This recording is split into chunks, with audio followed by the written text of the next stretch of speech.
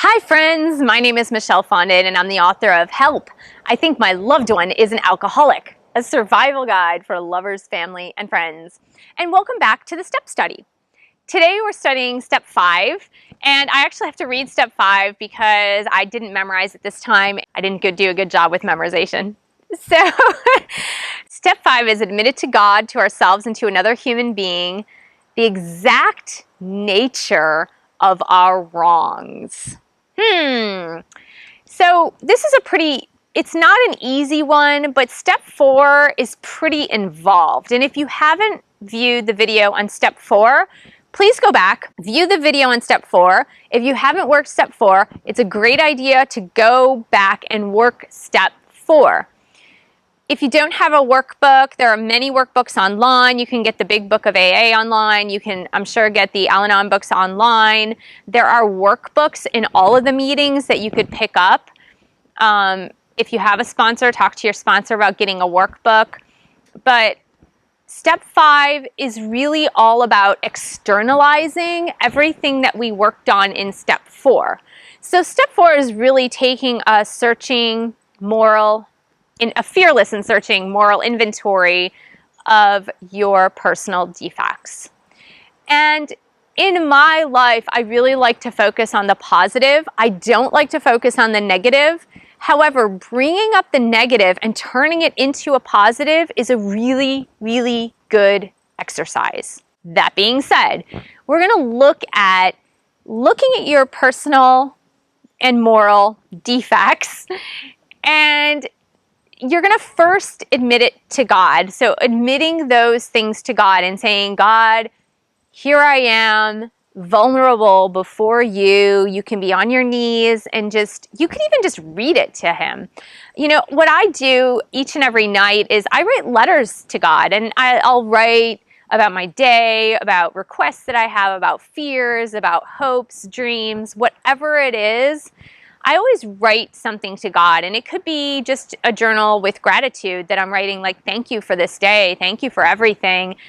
And so you could even do it in writing. You could read it out loud, you could write it, you could pray it, you could scream it. It doesn't matter. God hears you however you decide to talk to him. And he's there, and he's open, and he's listening, and you don't have to be in your bedroom, on your floor, on your knees. Being on your knees is a good practice, and it's a practice I actually hesitated doing. I grew up Catholic, so we did Mass a lot on our knees. But after I converted to become born-again Christian, you guys are the only ones that know this. It's not something I announce, generally speaking, but since recovery is a very spiritual practice, I believe that you cannot have recovery without spirituality. And for those of you in recovery in AA, I know you agree with me that without spirituality, there is no recovery. So, and that I've talked to many people in recovery, and that is the resounding truth. The resounding truth is without a higher power, you don't recover. So I like to talk freely about God and my relationship with God in these videos because the recovery community is so important to me, and there are so many people suffering with addiction, and I don't want to get emotional now because I'm starting to get emotional, but it's such a huge problem around the world, but especially just around your corner. In the United States, it's such a huge problem that without God, we can't recover. And I think, unfortunately, in most societies today, we've removed God from the picture. And I'm not talking about religion. I'm not talking about this religion's good, this religion's bad, this religion's great, I'm not talking about religious wars. I'm not talking about fundamentalism. I'm talking about a personal relationship with God. And I believe in Jesus, and I believe that Jesus is the path to God. Whatever you believe is your belief. If you can step into your spirituality with whatever you believe in, so be it. I hope you get to Jesus because Jesus is the way, the light, and the truth. Start where you're at, though. And that's what they say in recovery groups, is start where you're at. If you need the power of the group, so in AA, they say group of drunks. God, group of drunks. So if your higher power is a group of drunks in recovery, then that's your higher power for now. And there's something to be said about the collectivity. So the power of the collective, the power of the collectivity that gives you that spiritual support that you need to be able to recover. And if you go to Al-Anon, or you have a support system of those who love alcoholics within your support network, and they're faithful and they have a higher power and a relationship with their higher power, then you can rely on that group for your higher power until you develop into the belief of, yes, I can have a direct relationship with my higher power. So the first part of step 5 is being able to admit that to God, to admit that to your higher power, is saying, here are my personal defects. I'm raw, I'm open, I'm right here.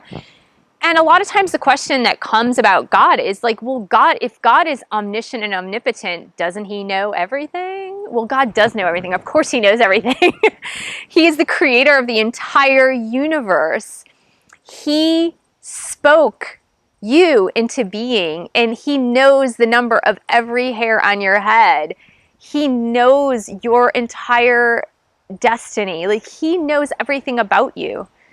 But your personal relationship with your creator is about you finding the humility within yourself to be able to open up to him. It's that call in for that relationship. And it's that call in, and it's finding the humility to ask for help. It's finding that place within yourself that can be vulnerable. And a lot of recovery is about vulnerability. And it's about honesty. It's about self-honesty first, and then honesty with others. So self-honesty, honesty with God, and honesty to other people. And that is the crux and the essence of step 5, is that raw honesty. Now, I'm really guilty of not admitting certain things. So sometimes my kids will say, hey, Mom, you said this the other day. And I'll be like, I never said that. And they're like, yes, you did. You said that. And I'll be like, I never said that. So it can be hard sometimes to admit that you even say something. So it could be something like something that hurts somebody else, like a hurtful word or a phrase, or maybe you made a promise that you forgot that you made. You know, if the kids say, hey, I want to go to Chuck E. Cheese, and you're like, sure, we'll go next week. And then next week comes and they remind you and you're like, I never said that. But following through on your words, on your deeds, and following through with what you say you're going to do is a part of, again, honesty, vulnerability, authenticity. It's being authentic to who you are as a person, and it's being authentic to everyone else around you. Admitting to God, admitting your faults, admitting where you fell short, where you went wrong, is so important. And it's just recognizing it. Like, recognize you're not a perfect person. I find that in this step and in recovery, people can go to one side or to another side. The one side people can go to is that self-admonishment, I guess. They call it self-deprecation, but I don't really like that word. I think it's more like this self-admonishment, being like, oh, I'm a horrible person. I've done all these horrible things. It's just terrible. Like, why do I always do this? It's sort of like taking a whip and constantly whipping yourself, which I don't believe in. And then some people stay in constant denial. And so they don't want to see their personal defects, and they don't want to see where they're hurting other people and where they're not being flexible and open-minded and not helping others, where they're hurting others more than helping others. So usually people can go to either side of the spectrum. I would say to you that if you are on the side of self-admonishment, that's not healthy. It's good to admit your faults. It's good to admit your problems and say, yeah, I maybe yell and scream too much, or maybe I don't always tell the truth, or maybe I make things out to be rosier than they actually are, or I make people feel guilty for not giving to me or loving me enough. So thinking about all the things that you do, just admit it, but don't admonish yourself for it. Say, I admit it, I understand, this is a problem I need to work through, and I'm going to work through it. So it's kind of taking the stance of, I recognize this as a problem, but I'm moving toward working through this and becoming a better person. So the denial piece a lot of times happens in a relationship with an alcoholic loved one because somehow you think you're better than them. It's a really easy trap to fall into. And I'm not blaming you. I'm not saying you're a bad person. I'm just saying it's an easy trap to fall into because alcoholics and addicts are kind of easy targets. And it's sad to say that, but they are. They're really easy targets. They're sick. Oftentimes they're really out of control. And their behavior often is very outrageous. And you know this. If you're a recovering alcoholic, you know that your behavior has been outrageous in drinking, using. As a person who is a victim, because I really don't like to use that word, but a person who's suffering in the relationship with an alcoholic or an addict, it can be really easy to take on this air of superiority and say that they are so far gone and all the things that they've done have hurt me that I don't do anything back. And that's a blatant lie. It's a total lie. And I'll tell you that right now. It's a total lie. Because even taking on this air of superiority in the face of the relationship with your alcoholic loved one is a wrong. Do you get that? It's wrong to say, I'm better than this person because look at them. They're puking all over the floor. They're causing a scene at the party. They're driving drunk. I don't do that. So do you understand how that is a personal defect? And it's a personal defect to think of yourself as better than because you're not as bad as, right? That's a personal defect. So everybody has flaws. There are no perfect humans in this entire life. There's nobody that's perfect.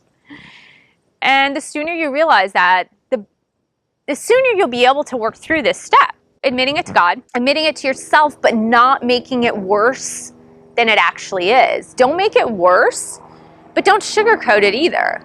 So don't say, yeah, I lie sometimes, but I lie because X, Y, and Z. That's not okay. Lying is not okay. It's just not. It's not okay. It's better to say nothing than to lie.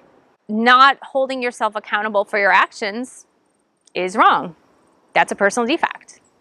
And not following through on promises, that's wrong. And calling people names because they're drunk and falling over and you're angry, that's not okay. So do you understand how don't go to either side of the spectrum. Just allow yourself to admit it to yourself and be like, okay, I see this clearly. I see this with clear vision. And now I'm able to start working through it. Until you see it with clear vision, you're not going to be able to work through it. It's just not going to happen. So then the third part of step 5 is admitting it to somebody else, to another human being. So not your dog, not a rock, not the squirrels, but to another human. This could be your sponsor if you have a sponsor. It could be a best friend. It's usually good to pick someone who's pretty non-judgmental. And you could do this by just asking them not to respond to you or just to listen. Like sometimes you just need someone to listen, and so you can tell them like, hey, I'm working through step 5. I'm working on the 12 steps because my mom's an alcoholic and I think it's a good idea to work through the steps so I can improve myself and be better and heal myself. And once I'm able to be healed, then I'm able to live a better life, even if my mom still drinks. Or if you're a recovering alcoholic, you know the rigmarole. Like you got to share with other people, whether it's your AA group or your sponsor or whomever else. It's good to share with another human being. And again, try to pick someone who's not judgmental. And you're not looking for their opinion. And you're not looking for their affirmation either. You're not looking for like, oh, it's okay, you're fine. You don't want that because it diminishes the power of the step. If you have someone who is placating you or just like trying to coddle you, it diminishes the power of the step. This is a really powerful transition from step 4 into step 5. Being able to admit your faults to another person is huge. It's huge. It's hard to admit it to God. It's hard to admit it yourself, but it's even harder to admit it to another person. Because then you're allowing yourself to be vulnerable. and you're allowing yourself to be open and raw, and that's not easy for most people. That's really not easy. Find someone who can be loving, compassionate, and kind, but someone who can be non-judgmental and really be open to you and be there. And compassion's okay, but they don't need to say anything because you've said it all. You know, they could say, I'll be praying for you, and I think this is great that you're working through this step. That's fine. But just try to find that one person. And if it's hard, again, go to your groups. If you go to Al-Anon, great. If you go to AA, great. Find people within those groups or within the recovery community. Even on meetup.com, there are groups. Look under sober living, and there are communities and groups out there with people that choose to do sober activities. They're either in recovery or they don't agree with the drinking social scene, so they would prefer a sober social scene. So maybe going to those types of groups and finding people. You could go to your church, your pastor, whomever in a spiritual community could be there to listen. That would be great too. So that was step 5. I'll see you next time for step 6. Bye. Have a great day. Blessings.